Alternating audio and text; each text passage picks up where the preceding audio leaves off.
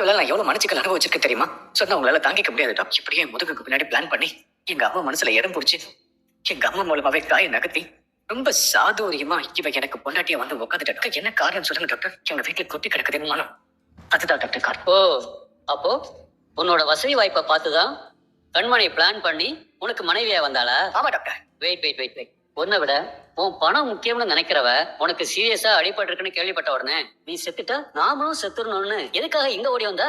சரி டாக்டர். பணம் தான் முக்கியம்னா இங்க வந்து என் புருஷன் எப்ப சாவாருன்னு கேட்டிருக்கணும்.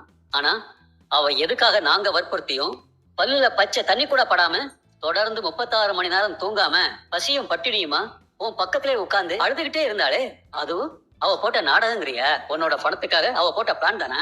நடிப்பா கூட இருந்திருக்கலாம் டாக்டர். அவ உன்கிட்ட நடிக்கலாம், ஓகே. உங்க அம்மா அப்பா குடும்பம் அவங்க முன்னாடி கூட நடிக்கலாம், அது கூட ஓகே. ஆனா முன்ன பின்ன தெரியாத எங்க கிட்ட எதுக்காக நடிக்கணும்? அதுக்கு ஒரு சரியான காரணத்தை சொல்லு பாப்போம். அம்மா மேல தப்புதாம்மா. நம்ம பொண்ணு வசதியான இடத்துக்கு பார்க்கப்பட்டு போகணும்னு அம்மா ஒரு ஜோசியரை வச்சு ஒரு பொய் சொல்லிட்டாங்க.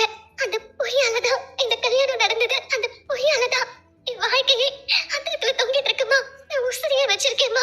இந்த உலகத்துல அவரை தவிர எனக்கு வேற எதுவுமே வேண்டாம். அந்த ஒரே ஒரு பொய் அதை அவரால் தாங்க முடியலம்மா. இப்ப வரைக்கும் அவர் என்ன மன்னிக்கவே மாட்டாரு. அவர் என்ன சொன்னாலும் பரவாயில்ல, நான் அவருக்கு மனைவியே இல்லைன்னு சொல்றாரு. அதனால தாங்க முடியலம்மா. அப்போ இது வரைக்கும் உன்னை உறுத்திக்கிட்டு இருக்கிறது கண்மணியோட அம்மா சொன்ன அந்த பொய் தான் அப்படிங்கிறியா? பொய் சொன்னது வேணா கண்மணியோட அம்மாவா இருக்கலாம் டாக்டர்.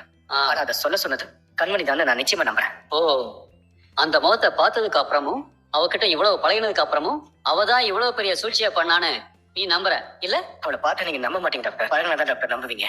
சரி, உனக்கு ஒரு பொண்டாட்டி வேணுங்கிறத விட உங்க அம்மாவுக்கு ஒரு நல்ல மருமகள் வேணும்னு நீ தேடின இல்லையா? ஆமா டாக்டர். அப்போ உங்க அம்மாவுக்கும் கண்மணி துரோகம் பண்ணிருக்கணுமே. உங்க அம்மாவுக்கும் கண்மணியை பிடிக்காம போயிருக்கணுமே. உங்க அம்மா விஷயத்துல கண்மணி எப்படி என்னென்ன துரோகம் பண்ணிருக்கா?